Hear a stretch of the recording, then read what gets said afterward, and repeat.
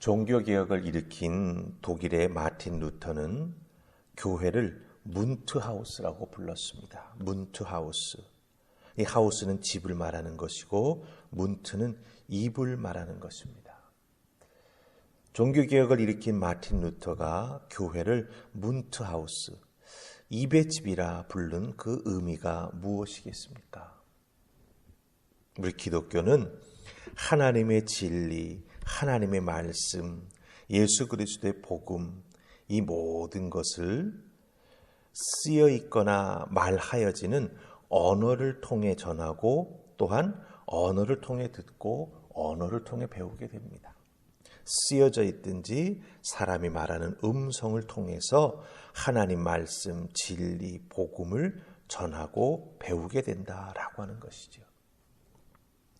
하나님은 천하 만물을 말씀으로 창조하셨습니다. 또한 하나님은 인간을 하나님의 형상을 닮은 모습으로 창조하셨습니다. 그리고 하나님은 그 인간에게도 말할 수 있는 능력을 허락해 주셨습니다. 그래서 우리 창세기 2장 19절 말씀을 보면은 하나님이 지으신 들짐승과 새를 아담 앞으로 지나가게 하면서 아담이 그 들짐승과 새를 어떻게 부르나 보셨습니다. 즉 이름을 지을 수 있는 기회를 아담에게 주었던 것이지요. 그래서 창세기 2장 19절 말씀 보면은 아담이 각 생물을 부르는 것이 곧 이름이 되었다 이렇게 말합니다. 그리고 2장 20절 말씀 보면은 아담이 모든 가축과 공중의 새와 들의 모든 짐승에게 이름을 주니라 이렇게 되어 있습니다. 하나님께서 아담을 통해서 하나님의 피조물인 가축과 공중의 새에게 이름을 지어주게 함으로 말미암아 하나님의 창조 동역자가 되게 해주셨다라고 하는 거죠. 다른 말로 말하면 무엇입니까? 말을 통해서, 언어를 통해서 하나님의 창조 동역자가 될 수 있는 기회를 아담에게 허락해 주셨습니다. 이게 굉장히 중요한 것입니다. 우리가 사용하는 말을 통해서 우리 그리스도인들이 하나님의 창조 동역자가 될 수 있다라고 하는 것입니다. 사도 바울은 고린도 교회를 향해서 방언과 예언에 대한 권면을 계속합니다. 이 방언과 예언도 결국은 우리들의 인간의 입술의 말을 통해서 사용이 되고 표현이 되는 것이죠.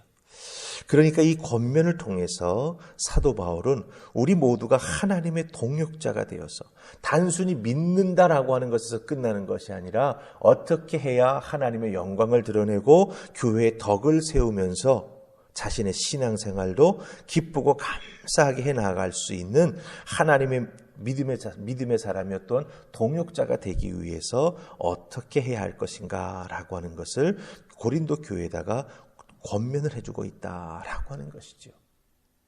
사실 이런 권면을 하게 되는 데에는 나름대로의 이유가 있는 것 같아 보입니다. 이 고린도 교회에 영적인 무질서가 있었던 것 같아요.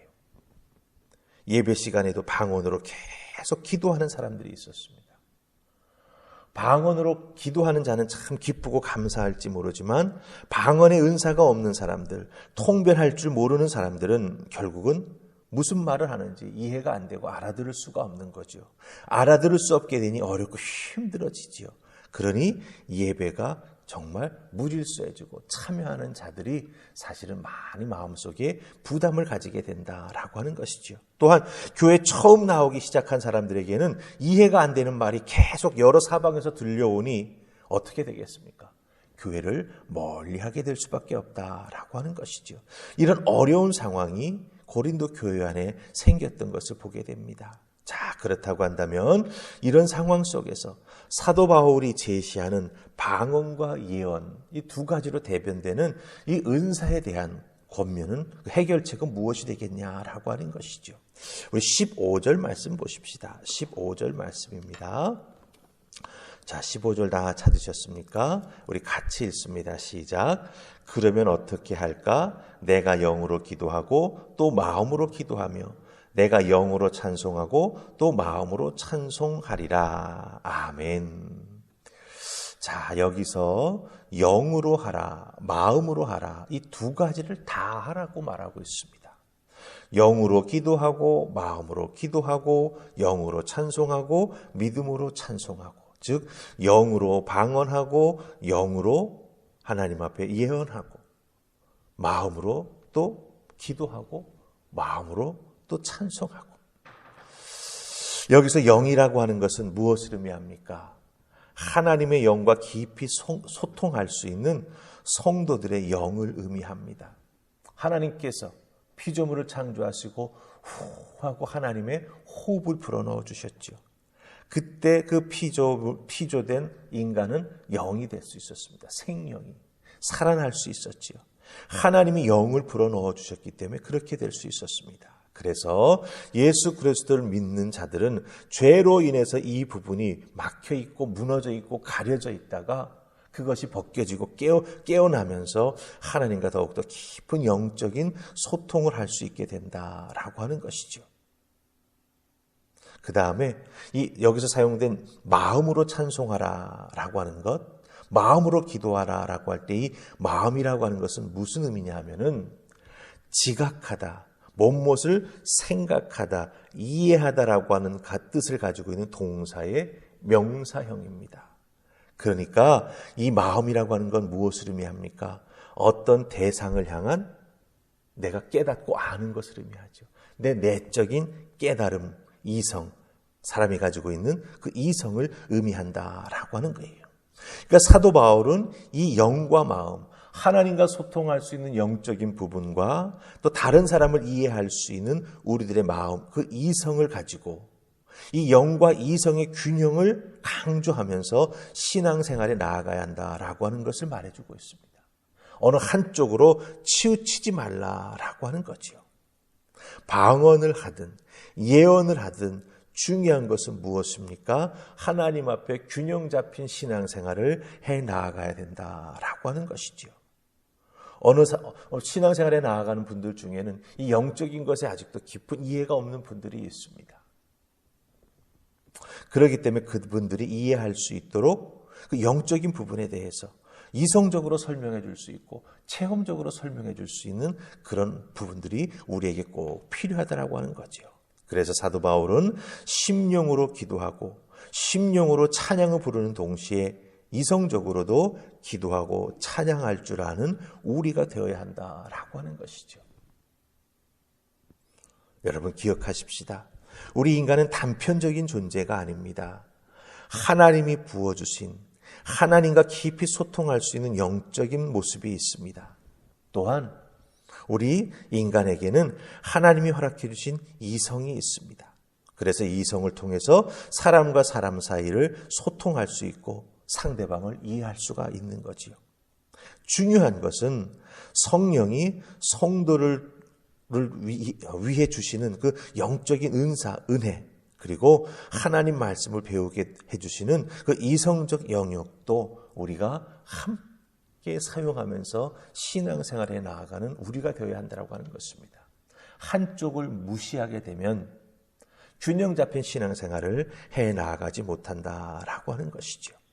그래서 영적인 은혜도 중요하고 은사도 중요하고 또한 사람과 사람을 잘 이해할 수 있는 이런 이성적인 부분도 우리가 함께 세워나가면서 말씀도 깊이 읽고 그 깊이 읽어 나아가는 과정 중에 하나님께서 은혜를 주시고 깨닫게 해주셔서 더욱더 깊은 영적인 단계로 들어갈 수 있도록 이끌어 주신다라고 하는 것을 꼭 기억하시면서 영으로 기도하고 마음으로도 기도하고 영으로도 찬송하고 마음으로도 찬송하면서 하나님 앞에 정말 바른 신앙생활 아름답게 나가시는 여러분들 되기를 주님의 이름으로 축복합니다. 아멘. 우리 기도하십시다.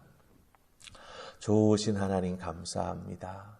오늘도 이 새벽 저희들을 주의 손으로 부르셔서 하나님 말씀으로 깨닫게 해주시니 고맙습니다. 오늘 주신 말씀 사도 바울의 중요한 마음이 담겨있는 충고입니다.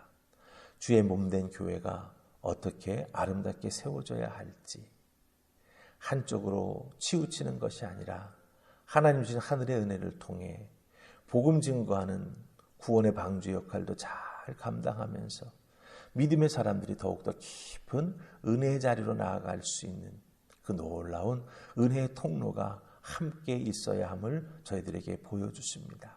우리 하늘포합평교회도 이와 같은 아름다운 교회의 모습 온전히 세워갈 수 있도록 성령 하나님 함께 해주시고 또한 말씀의 깨달음이 더욱더 깊어질 수 있도록 성령 하나님 우리의 마음과 생각을 깨끗게 하여 주셔서 주시는 은혜 잘 받아들여 깨달아 알 수 있는 놀라운 은총을 덧입혀 주시옵소서. 감사하옵고 예수님 이름으로 기도하옵나이다. 아멘.